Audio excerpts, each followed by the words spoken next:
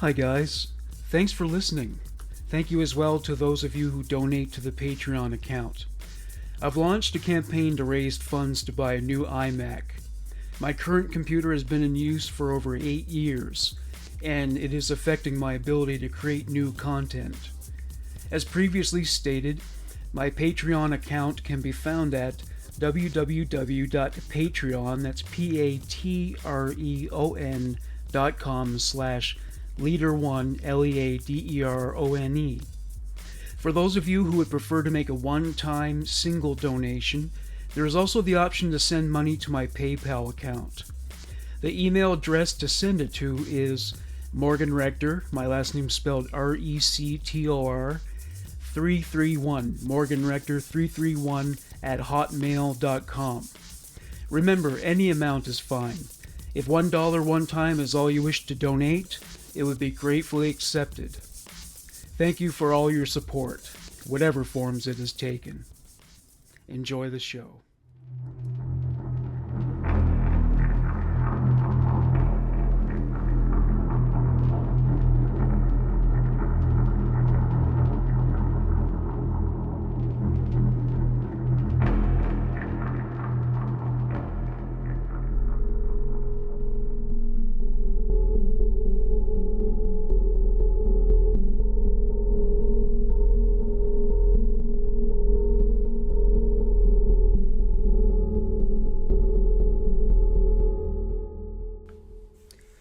Welcome to Human Monsters.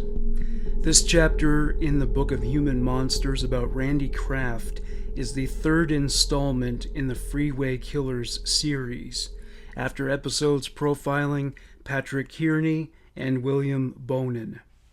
Aside from being known as one of the three Freeway Killers, Randy Stephen Kraft is also known as the Scorecard Killer and the Southern California Strangler.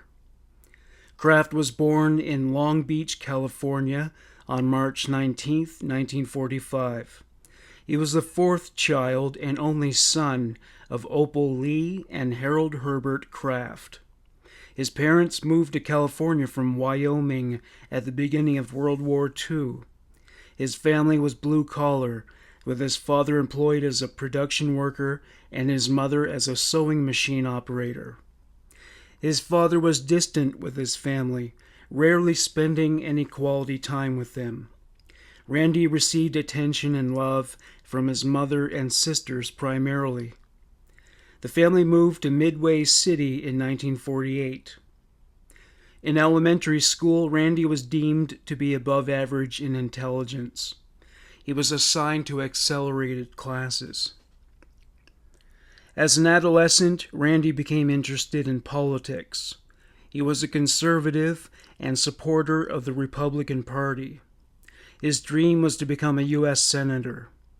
In high school, he, along with two friends, started a Westminster World Affairs Club. He was remembered as a pleasant and bright student. He achieved a straight-A performance. He dated girls on occasion, but years later staff and alumni noted that they suspected he was a homosexual. Years later, Kraft said he knew since high school that he was gay, but he stayed in the closet for several years. He graduated 10th out of 390 students. He enrolled in Claremont Men's College in Claremont, California. He majored in economics. In Claremont, he abandoned the conservative orthodoxy. Whether connected to this or not, he entered into his first homosexual relationship at the time, or at least it was the first that anybody else knew of. In 1964, he was hired to tend bar at the Garden Grove Cocktail Lounge. Its clientele was comprised entirely of gay men. He would visit Laguna Beach and Huntington Beach to have sex with hustlers. He wished to reveal his sexual orientation to his parents, but to reduce the impact, he did it gradually by bringing men home to meet them and introducing them as friends. No one knew that he was gay or even suspected it. 1966. Randy Kraft was arrested and charged with lewd conduct. He propositioned an undercover cop in Huntington Beach. He had no criminal record and the charges were dropped. In 1967, his political views changed radically. He became a liberal and registered as a Democrat. In 1968, he graduated from Claremont Men's College with a Bachelor of Arts degree in economics. 4 months after his graduation, he enlisted in the U.S. Air Force. He underwent basic training in Texas. Having completed boot camp, he was stationed at Edwards Air Force Base in Southern California. He supervised the painting of test planes.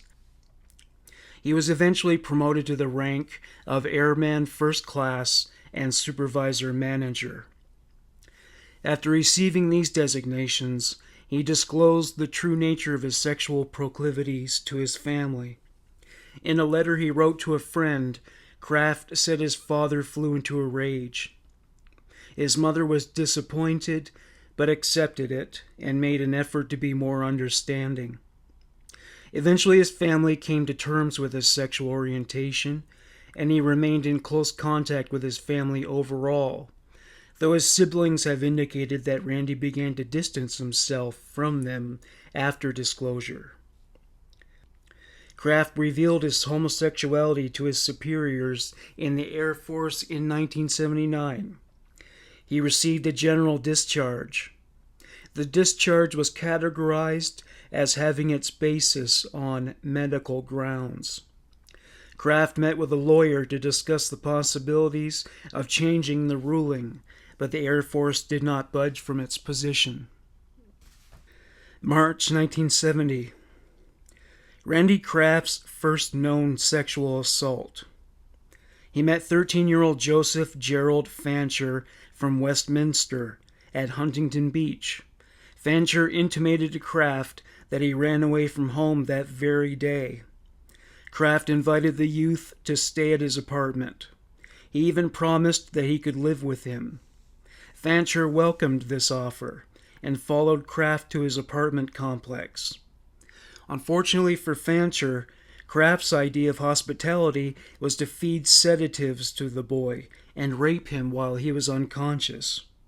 Fancher escaped from the apartment a few hours later while Kraft was at work. A Good Samaritan was disturbed by Fancher's condition as he was disheveled and disoriented. They called an ambulance. Fancher was taken to hospital, where his stomach was pumped because of the heavy dose of drugs he was given. Police interviewed Joseph at the hospital. He told them Kraft gave him drugs and assaulted him. He did not tell the police or his parents that he was raped. Kraft's apartment was searched, but criminal charges did not result from the investigation. Fancher confessed that he took the drugs voluntarily. The search was conducted without a warrant, so Kraft was on Easy Street for the time being. 1971. Kraft accepted a position as a forklift driver in Huntington Beach. He also enrolled at Long Beach State University. He majored in education. He began a relationship with Jeff Graves, a fellow teaching student. This represented one of the last vestiges of Kraft's consensual relations with men. December 31st, 1975. 3 young men, Mark Hall among them, went to a bar after receiving their paychecks to celebrate the new year. After a few rounds of drinks, they decided to pursue what they desired even more, the company of women. One of them obtained a flyer that promised that a party held in San Juan Capistrano would be well attended by females. When they arrived at the party, they were disappointed to find out that all the women had gone. All that remained were a few men playing poker. 2 of the men decided to join in the games, but Mark Hall wasn't interested. A friend of Hall's helped him make his way to the living room, as he was very drunk. He stretched out on a sofa and went to sleep. At midnight, his friend went to the kitchen to collect some pots and pans so he could bang them together as part of his New Year's Eve traditions. He went into the living room to wake Mark, but he was not there. They searched all over the house, but could not find him anywhere. January 3rd, 1976, 4 p.m. A naked man was discovered on the west side of Bedford Peak, located in the east end of Santiago Canyon in the Saddleback Mountains. He had been murdered. His legs were wrapped around a small tree. The body was contorted into the fetal position. The results from the autopsy determined that he died from alcohol and asphyxiation. The time of death was estimated to have been in the early hours of New Year's Day. The alcohol content in his bloodstream was the equivalent of 5 six-packs, or a blood alcohol level of 0.67. That is 7 times the legal definition of intoxication in California. The level in his brain alone was 0.59.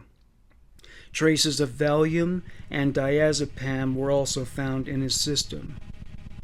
If the alcohol poisoning hadn't killed him, the loam and leaves stuffed into his throat was also likely a contributing factor. The soil was rammed so far down it grazed his lungs. He choked on the dirt and died. This didn't represent the fullest extent of his injuries. He had been tortured. His hands and feet were bound together. He was burned with a cigarette lighter at several points of his body, such as his eyes, scrotum, nose, cheeks, and upper lip. Grooves were cut into his skin with a knife.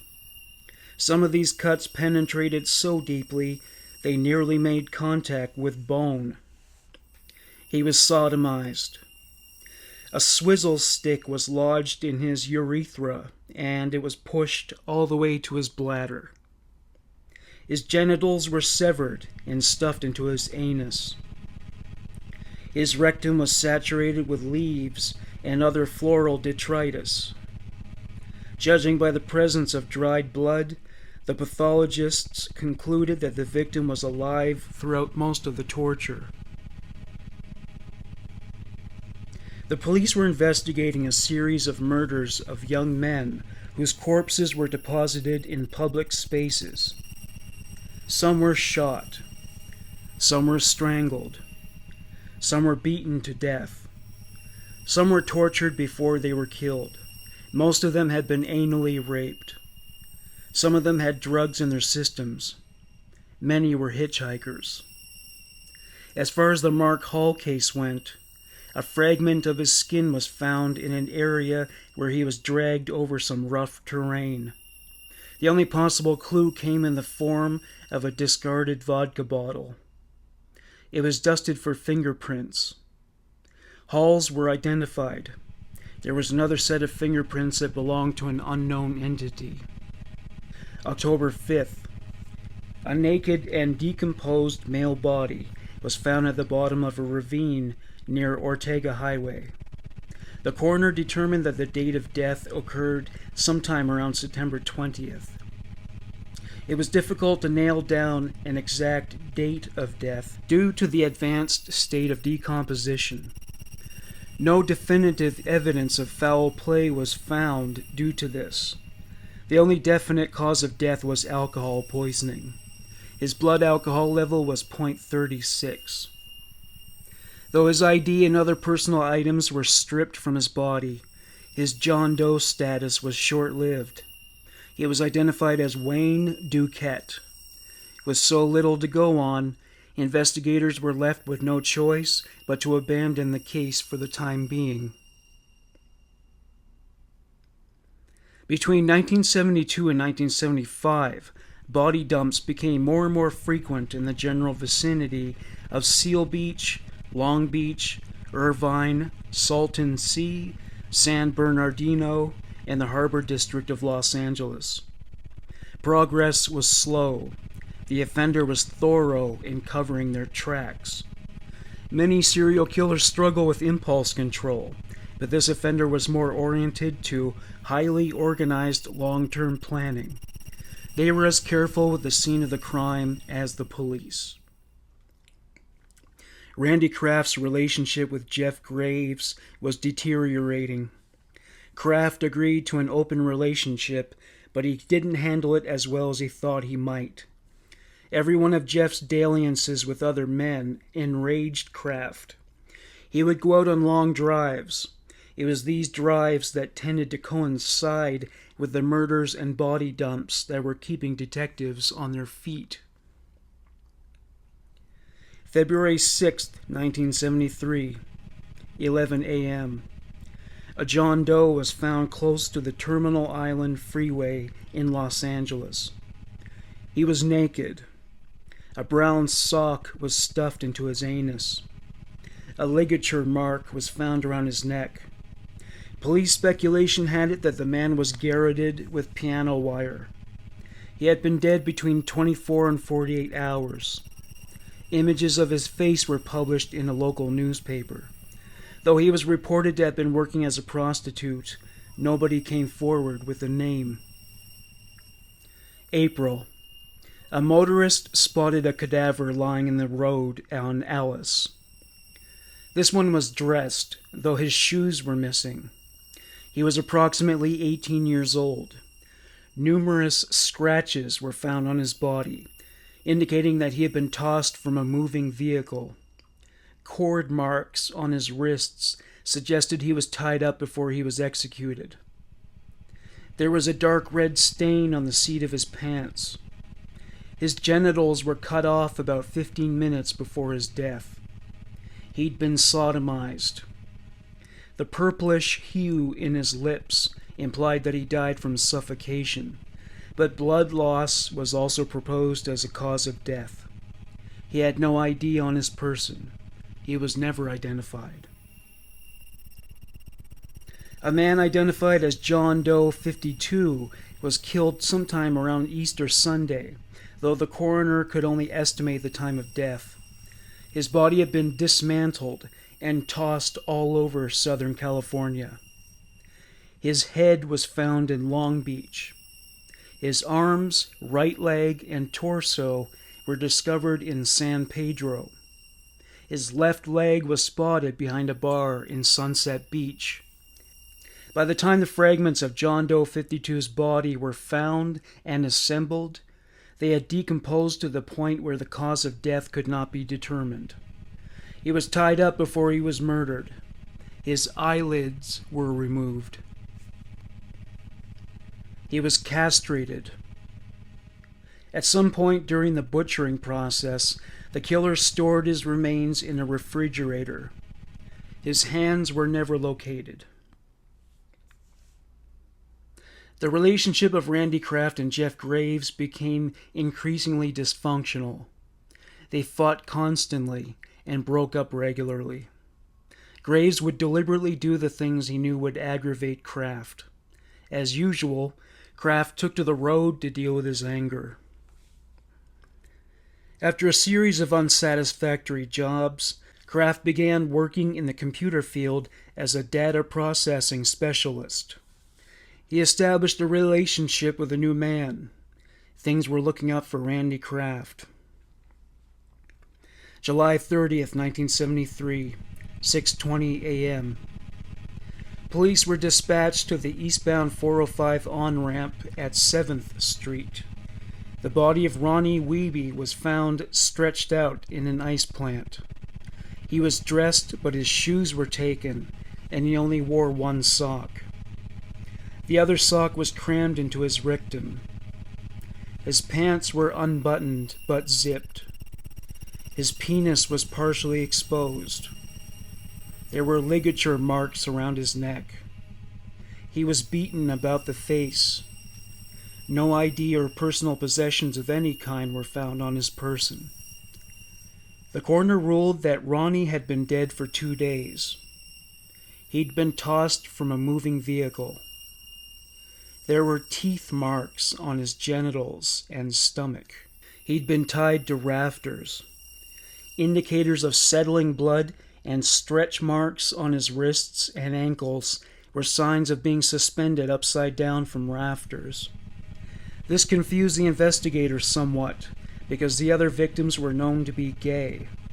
Ronnie Wiebe was not only married to a woman, but having an affair with another. December 29th, hikers discovered the remains of 23-year-old Vincent Cruz Mestas' body at the bottom of a ravine in San Bernardino. Mestas was dressed except for shoes and a single sock. The remaining sock was stuck in his rectal cavity, a well-documented trademark by this point. His head and face were shaved post-mortem by the offender. They also severed both of his hands. The stumps were wrapped in plastic sandwich bags. The hands were never found. A toothpick or some other kind of small stick was forced through his penis into his urethra shortly before his death. June 2nd, 1974. The remains of Malcolm Eugene Little were found. He was naked. He was propped against a mesquite tree on Highway 86. His legs were spread apart widely. His genitals were severed and disposed of elsewhere. The offender took a tree branch and forced it into Little's anal cavity to a depth of 6 inches. June 22nd. 18-year-old Marine Roger E. Dickerson was found naked near a street close to Laguna Beach. His penis and left nipple had been chewed. He exhibited signs of anal rape and strangulation. Alcohol and Valium were found in his system. August 3rd. Employees at a Long Beach Harbor oil field found a dead body at a 9-foot embankment. It was 25-year-old Thomas Paxton Lee. He was fully clothed. He had been strangled. August 12th. 23-year-old Gary Wayne Cordova's body was found near an embankment in Orange County. His feet were devoid of shoes and socks. His cause of death was ruled to be due to acute intoxication and an overdose of diazepam. November 29th. A partially nude body was found near the San Diego freeway. It was 19-year-old James Dale Reeves. All he wore was a t-shirt that had been drenched in blood. He lay face down between 2 trees. His white jeans were stained at the crotch. They were found nearby at the base of a tree. His legs were spread to the extent of their reach. A 4-foot branch had been thrust into his anus. January 3rd, 1975. 17-year-old John Laras was found floating in the ocean near Sunset Beach. A wooden surveyor's stake was lodged in his rectum. Alcohol was found in his system. He had been bound and strangled to death. His body had been dragged over sand for quite some time. 2 footprints led up to the spot where he was deposited into the ocean, indicating 2 perpetrators. January 17th. 21-year-old Craig Victor Juanete's body was found by construction workers. He was completely clothed, save for his shoes and socks. Curiously, he was wearing 2 pairs of pants. He was strangled to death, evidenced by the red scar around his neck and his blackened tongue hanging from his mouth. May. 3 teenagers climbing over rocks at Bell Gardens discovered a skull with some remaining strips of decomposing flesh still attached. The area was searched thoroughly, but the rest of the body was never located. An X-ray technician identified the owner as Keith Crotwell. Friends of his said he was last seen at a nearby gay bar called Ripples. They notified police that Crotwell was seen leaving in a black and white Mustang. A week later, the Department of Motor Vehicles ran plates for the car. The name that came up was Randy Stephen Kraft. They had an address, but he had moved months ago. A detective questioned some mailmen in the area. This lead paid off. One carrier directed the officers straight to where Kraft was living. Detective Woodward went to the address. Kraft was gracious enough to invite him in.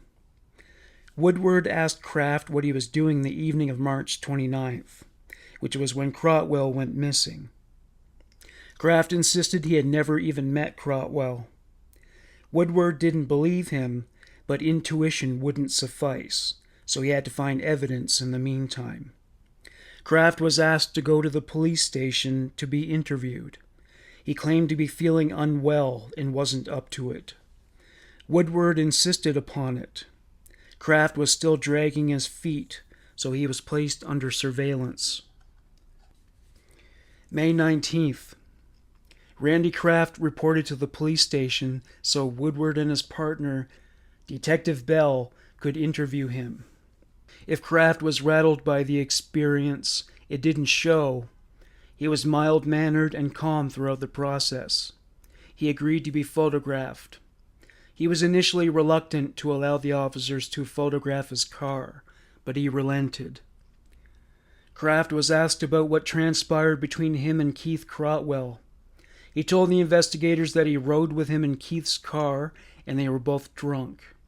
Kraft let Crotwell drive, but it was Crotwell's first time driving. He got the vehicle stuck in an embankment. While Keith remained at the site, Randy went to get his boyfriend Jeff, who would come back with him to remove the vehicle from the scene. When he returned, Crotwell had disappeared. The investigators weren't satisfied with this explanation. It didn't make sense to them that Crotwell, a teenager, would commute from southern Orange County to Long Beach Marina at such an early hour. And why was his head floating in the ocean, severed from his body? What had been done with the rest of him? Kraft opined that Keith was swimming and stumbled on the rocks, where he knocked himself unconscious. Knocked himself so hard he decapitated himself. And what happened to the rest of his body was anybody's guess. The detectives decided they had enough material to qualify for an arrest warrant and take Randy Kraft into custody. They were mistaken. Their evidence was deemed insufficient for a warrant, and they were ordered to drop the case. June. Jeff was summoned to the police station for questioning and a polygraph. His answers were found to be non-deceptive, but this did not reassure Kraft. He knew the detectives were not convinced by the version of the events he presented to them. Things were not going well for him at all. He was diagnosed with hypoglycemia, or a tendency toward low blood sugar. He was charged with lewd conduct because of an incident that occurred near Belmont Shore. To make matters even worse, he was laid off from his job. His relationship with Jeff disintegrated, with Graves being disinterested in the kind of monogamy that Kraft wanted. Graves moved out of their apartment later that year. 1976. Randy had a new boyfriend, another Jeff, his surname being Seelig. They were living together in Laguna Hills. March 21st. 13-year-old Oliver Peter Molitor was found dead on Manhattan Beach. April 7th. 17-year-old Kenneth Eugene Buchanan was discovered in Inglewood. April 19th. 14-year-old Larry Armendariz' body was discovered in Los Angeles. June 11th. 13-year-old Michael Craig McGee was discovered on Redondo Beach. August 22nd. A John Doe was found. August 28th. The body of 20-year-old Wilfred Lawrence Faherty was found on Redondo Beach. August 6th.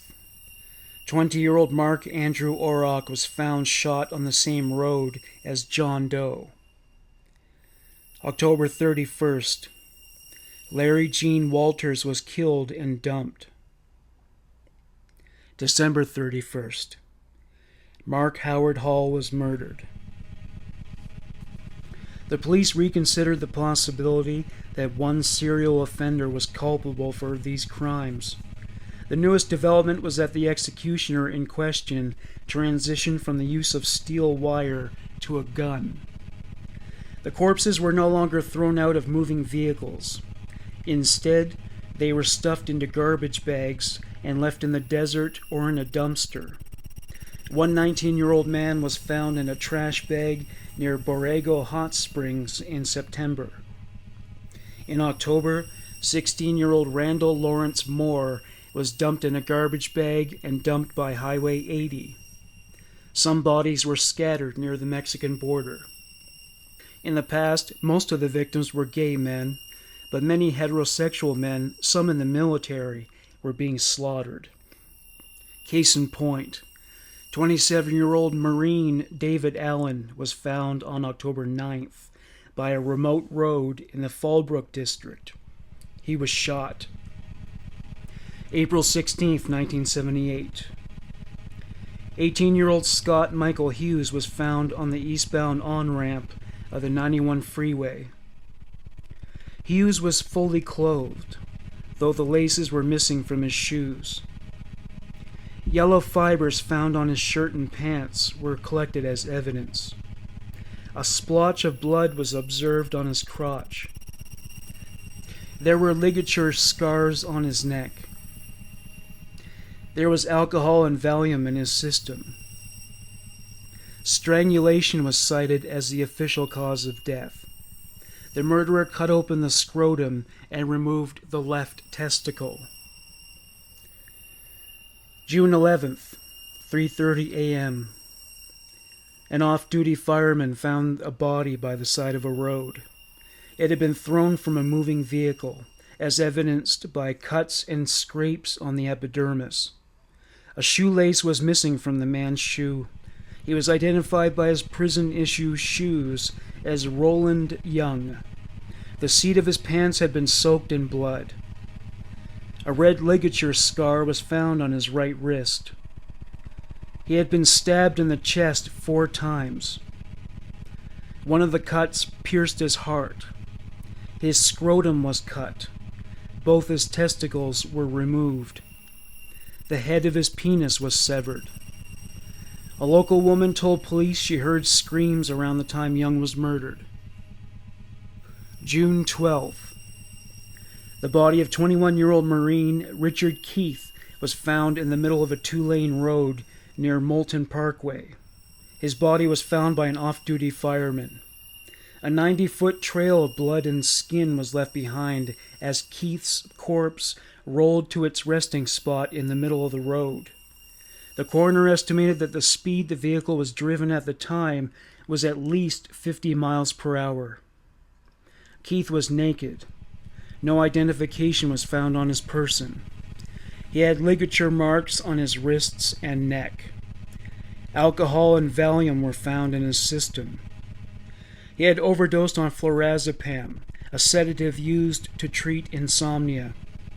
Salt water remaining in his throat indicated a death by drowning. July 6th. The body of Keith Klingbeil was found near Mission Viejo. This victim was still alive, but he was hardly thriving. He was dying from an overdose of Tylenol and beer. He died by the time first responders arrived. There was a ligature scar around his neck. A lace was missing from one of his boots. His chest had been seared with a cigarette lighter from a car. November 18th, 21-year-old Michael Inderbeaton was dumped straight into the path of morning rush hour traffic. His hand and eyelids were burnt with a cigarette lighter. He was castrated. The task force assembled to investigate the freeway killers was larger than ever, and there was more pressure than ever to bring the guilty party to justice. They pulled out all the stops, but by the end of the year they still hadn't come closer to finding the culprit, and the bodies were piling up.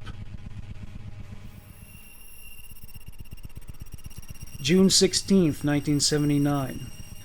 The body of 20-year-old Marine Donald Harold Kreisel was found on the on-ramp of the 405 freeway. He wore only boxer shorts. The body had died so recently it was still warm. Blood was dripping from his nose. His entire nose was red. 2 of his teeth were loose.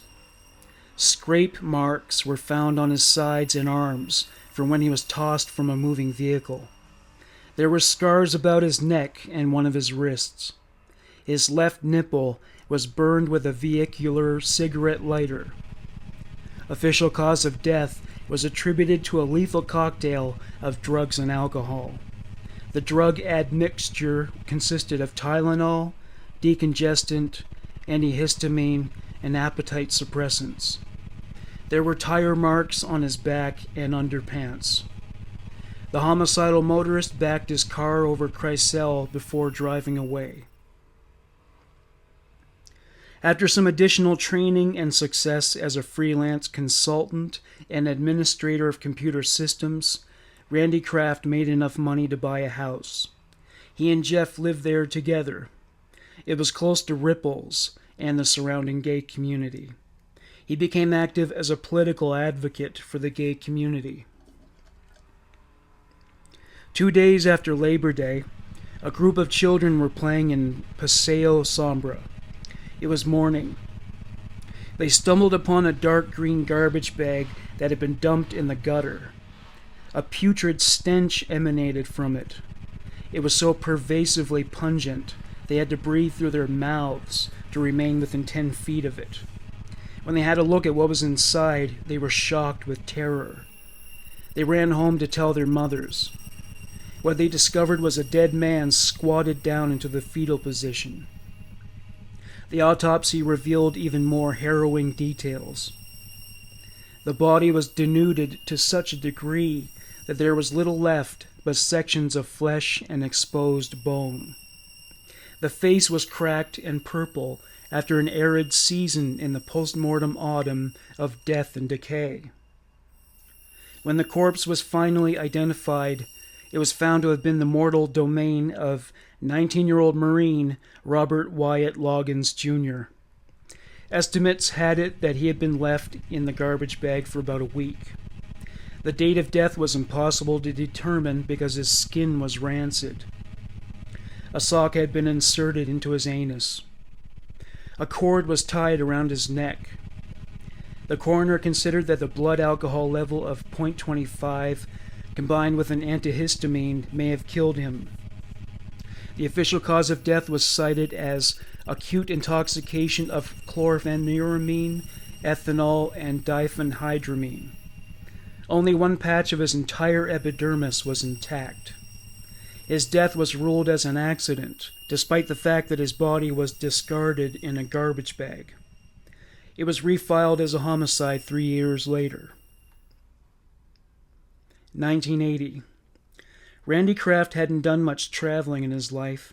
He decided to take his first out-of-state trip as an adult to Oregon. April 10th, 1981. A body was found outside the Short Mountain landfill on Peebles Road near the IF highway near Goshen, Oregon. He was naked from the hips down. His t-shirt was pulled up to his armpits to reveal his chest. Blood, which had not cooled, coagulated in a puddle around his head. A heavy object had been used to bludgeon him. His body, face, and clothes were drenched in blood. His rectum was torn asunder, and bloody leakage trickled to the ground. Fingernail scratch marks were found on his thighs and genitals. He had been thrown into a ditch. This was one of the only freeway killer victims to still have identification on his person. A Washington state driver's permit revealed that his name was Michael Dwayne Cluck. The autopsy revealed that he had a .9 blood alcohol level in his system.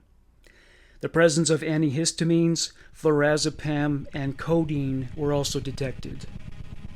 Law enforcement found the details of this murder especially disturbing. It seemed as though this one was personal.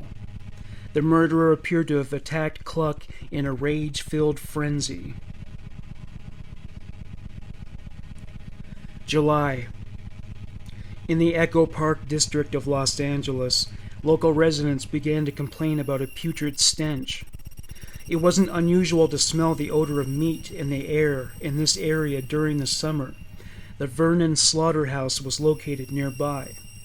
However, the stench got worse and it smelled differently from what the locals encountered on a typical day.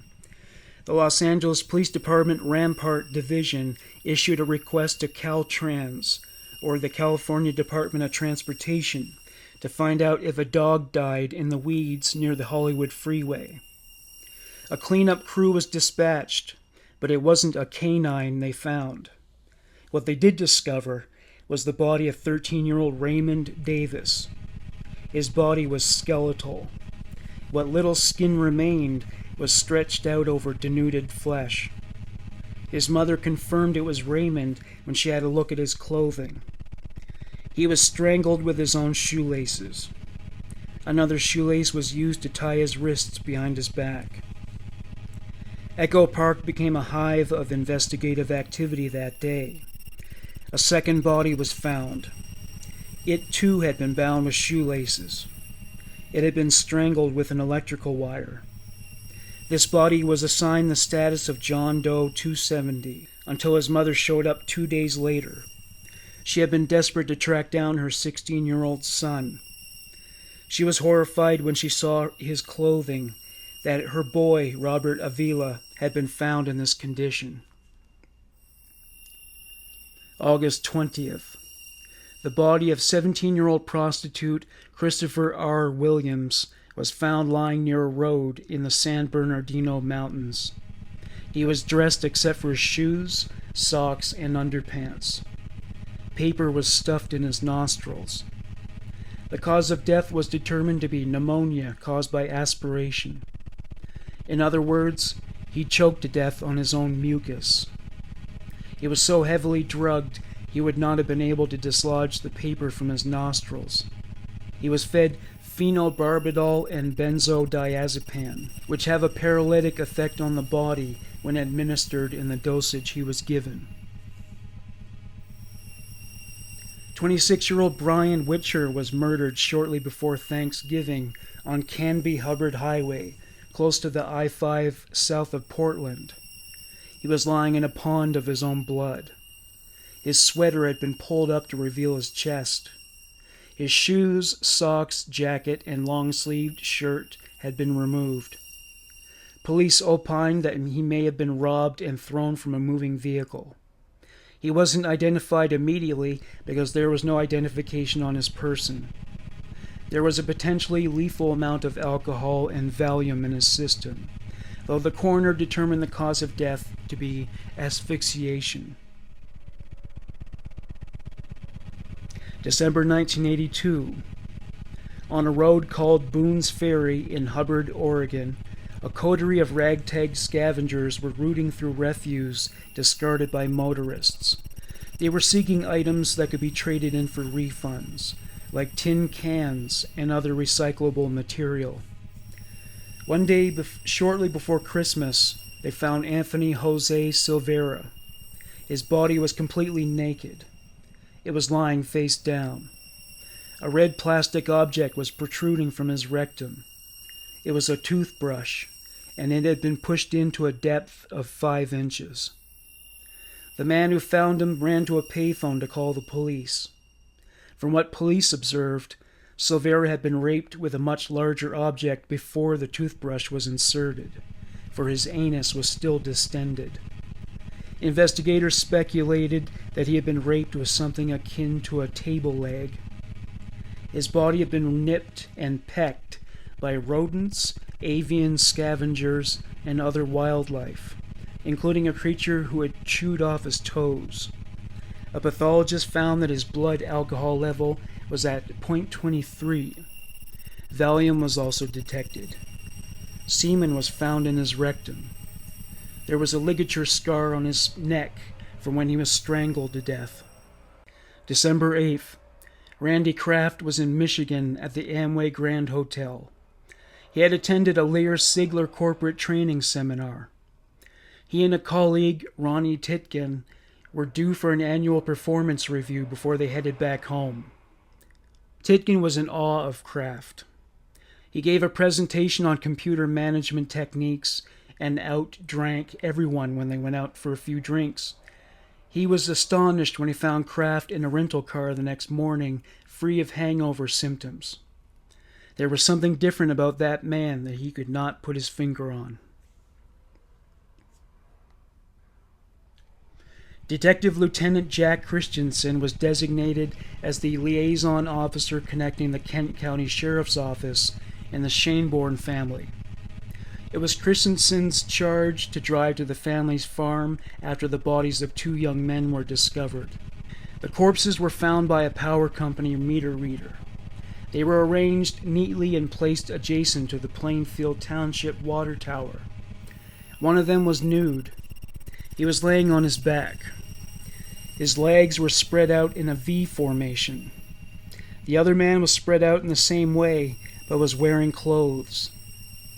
The naked man was identified as 20-year-old Christopher Schoenborn. The other man was 24-year-old Dennis Patrick Alt.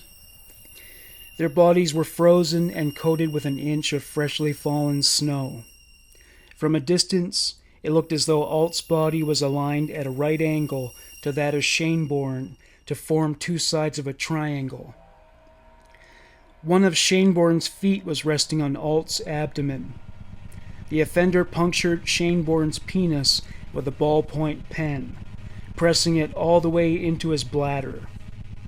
The pen bore the logo of the Amway Grand Hotel. The only blood found at the scene had leaked out of Schoenborn's urethra. There were ligature scars on his neck. Alt's sweater was pulled up, exposing his chest. His pants were unzipped and his genitalia were exposed.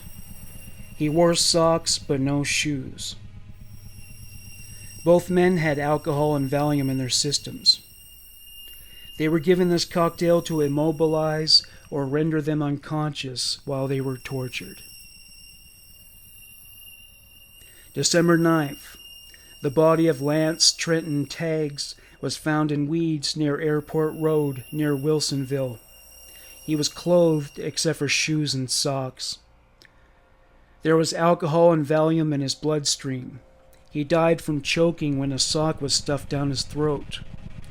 His pants were unzipped. One of the pockets was pulled out, possibly indicating that his wallet had been stolen. January 26, 1983. A fierce rainstorm lashed the coast of California, resulting in a large volume of aquatic detritus washing ashore.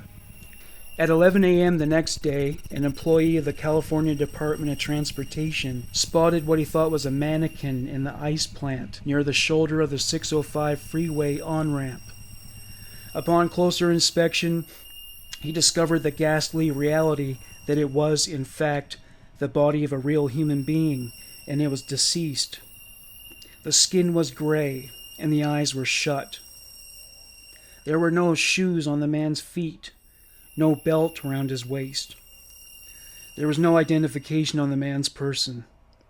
He was estimated to have died around 1 a.m. on January 27th. Alcohol and Valium were found in his system. This was not found to have brought about his demise. Strangulation and aggressive blows with a heavy object were determined to be what killed him. There were ligature marks and rope burns on his wrists. He had been sodomized shortly before he was executed. After being initially designated John Doe Seal Beach, he He was later identified as Eric Herbert Church a week later.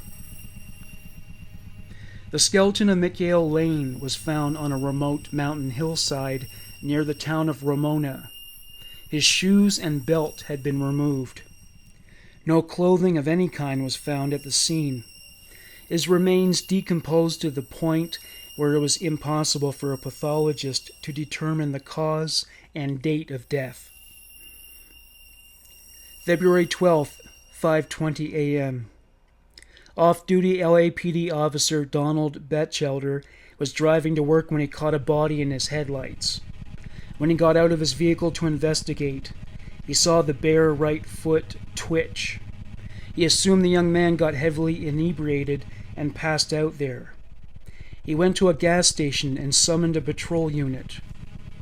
When a patrol unit arrived 3 minutes later, they checked for a pulse.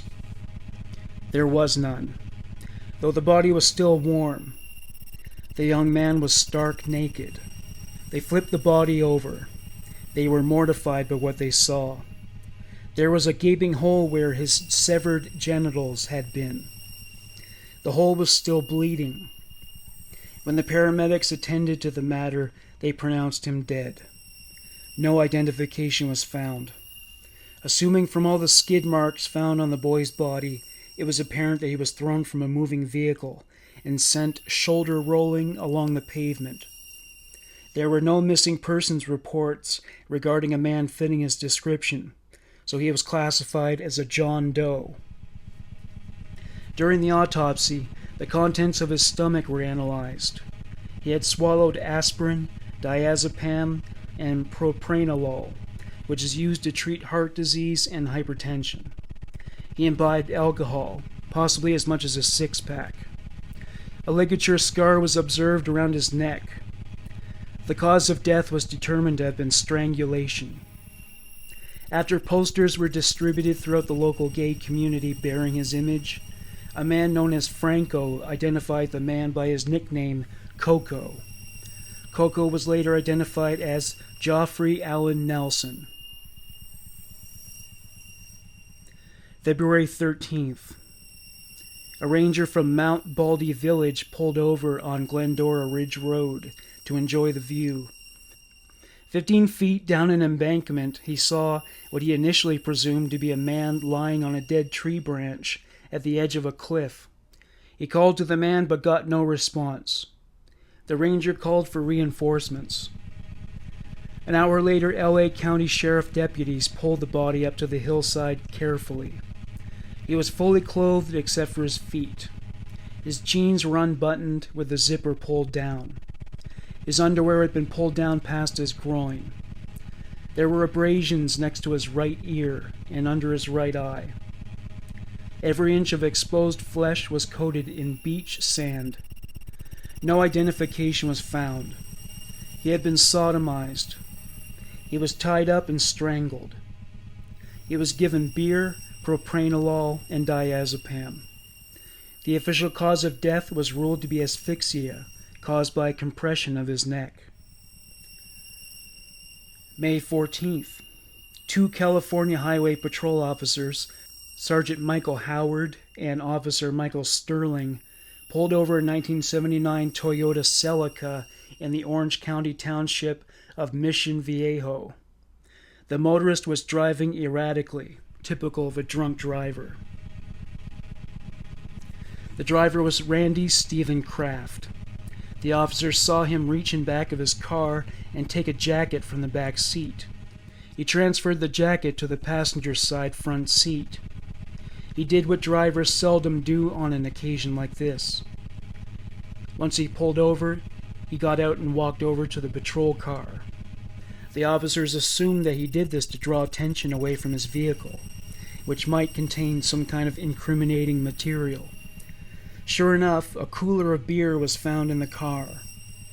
He even discarded half a bottle before walking to the cruiser. Sterling put Kraft through a field sobriety test. He asked him to put his finger to his nose and walk a straight line. Kraft complied, and while he did so, Sterling noticed that the fly of Kraft's pants was open. Kraft admitted that he drank 3 or 4 beers, but was sober.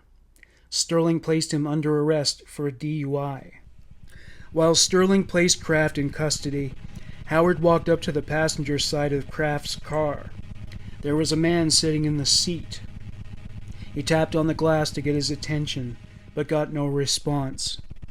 He rapped on the window harder and shouted, but the man still did not react. The man was 25-year-old Marine Terry Lee Gambrill. He was slumped back in the seat with a black jacket draped over his lap. He looked like he was asleep. Howard advised Sterling that there was a passenger in the car. Sterling asked Kraft where his friend lived. Kraft said he didn't know. He picked him up as a hitchhiker a few miles back. Typical protocol was to give the sober passenger the opportunity to drive the car home. This way, the arrestee wouldn't have to pay the impound fees along with bail and fines. Howard tried opening the passenger door, but it was locked. He walked around to the driver's door. There were several empty beer bottles and pill vials on the floorboards. A folded 5-inch buck knife sat on Randy's seat. Howard touched Gambrill's forearm to rouse him from sleep. His flesh was cold and clammy. This man wasn't drunk and asleep. He was dead. He checked his pulse and found that there were no signs of life. Howard lifted the jacket from the man's lap. Gambrill's fly was open and pulled up tight around his scrotum, leaving his penis and testicles facing upward. His lap was soaked with urine from when his bladder gave way during expiration. His hands were bound with the laces from his shoes. Fresh pink ligature marks were found on his wrists. His shoes had been removed and placed under the seat. He was strangled by his own belt. Howard asked Sterling to take the man's pulse. Sterling, too, confirmed that Gambrill was dead. The officers summoned paramedics to the scene. They tested his vital signs. He was flatlining. One paramedic asked Kraft if he gave Gambrill anything that might have caused cardiac arrest. He said he gave him some Ativan. The paramedics performed CPR and carried out other protocols to revive the man. With intravenous drug treatment and cardiopulmonary resuscitation, some faint electrical activity was detected in his heart. Gambrill was taken to a hospital's trauma center. Doctors did what they could to revive him, but it was all for naught. He was pronounced deceased at 2:19 a.m. Randy Kraft was now suspected of being one of the freeway killers. Investigators searched his car thoroughly. Underneath the floor mat of the driver's side was an envelope filled with 47 photos of young men. Some were nude, others were clothed. Some were dead, while others appeared to be. One young man was naked and slung over a couch. He was either dead or high on drugs. His eyes were glazed over as they looked straight into the camera's lens. His mouth was slackened and hung open. Other men who were photographed appeared to be sleeping. They were approximately the same weight and height as Randy Kraft. Many of them had military haircuts. The seat Gambrill sat on was drenched in blood. It wasn't Gambrill's, however. He wasn't wounded. Next came the car's trunk. They opened a briefcase. Inside they found a tablet holding 61 neatly printed notations. To the casual observer, there was something cryptic about the notations. Terms like stable, angel, Harry-Carry, and EDM were used several times. One investigator opined that this was a documented record of all of Kraft's murders, hence the scorecard. The investigators went to work matching up bodies with notations. Investigators searched Randy Kraft's house. 2 couches that were used to display corpses were removed for examination. A wall was stained with blood. They found a shaving kit in the bathroom that bore the name Mike Cluck. In the garage, they discovered a jacket that belonged to Chris Shaneborn. His name was found on a lining inside. Other items that had once belonged to victims were found. When asked about the names on the scorecard, Kraft said they were names for friends he'd made in the gay community. The investigating officers didn't believe him. The scorecard became highly valuable as evidence in the case against Randy Kraft. 7 notations mentioned Portland, and Kraft became suspect number 1 in 7 unsolved homicide cases. It would take years for detectives to solve the mystery of what resided behind the cryptic notations. It was never completely decoded. Jeffrey Allen Seelig was questioned. The officers were curious to know how he could be in the dark about Kraft's crimes. He said they had driven the highways together in search of male hitchhikers. He said they only had sex with the men. He did say that when he and Kraft had an argument, Kraft would go driving alone. He would take to the highways, sometimes going as far as San Diego. He said that for the past 2.5 months, Randy could not become sexually aroused with him. They were seeing a couples counselor, but were not making much progress. He told the police that during their time as a couple, Randy had gone as far afield as Grand Rapids, Portland, and Washington State while he was employed with Lear Sigler. He and Randy carried a supply of tranquilizers in his car, including meprobamate, Equinol, and drugs for the treatment of anxiety and hypertension. Seelig was a suspect in the murders because police were skeptical of the notion that Kraft could have committed the murders alone. Forensic evidence led police to believe Kraft had an accomplice. Another point was that it would have been difficult for him to lift the corpses by himself. It especially would have been difficult to throw them from moving vehicles while he was driving. Sometimes 2 sets of footprints were found at crime scenes. A semen sample found on Eric Church's body was not a match for Kraft's DNA. The photographs found in Kraft's car were not developed at his house because he didn't have a dark room. He couldn't have had them developed at a commercial photo developing business because they would have reported the images to the police. A close associate must have developed the photos for him in a private setting. Kraft's first live-in boyfriend, Jeff Graves, was questioned about the murders, but he denied involvement. There was no evidence linking him to the crimes. He died from AIDS in 1987 before police could question him again. Though Kraft was arrested in 1983, his case didn't go to trial until 1988. In 1989, he was convicted of 16 counts of murder, 1 count of sodomy, and 1 count of emasculation. He was sentenced to death. He is still on death row. In 1992, Randy Kraft sued author Dennis McDougall and Warner Books for publishing the book Angel of Darkness. He was apoplectic, stating that the book smeared his good name. He was nettled by the tone of the book, feeling the portrayal of him as a sick and twisted man was unqualified. He was concerned it would sabotage his chances of getting a job should he be released. He pursued a settlement of $62 million. The lawsuit was deemed frivolous and was dismissed in 1994. Randy Kraft plays bridge with other death row inmates. One of them was another of the freeway killers, William Bonin. 2 of the freeway killers are now dead. The families of the victims of Randy Kraft await the day when he will join Patrick Kearney and William Bonin in hell.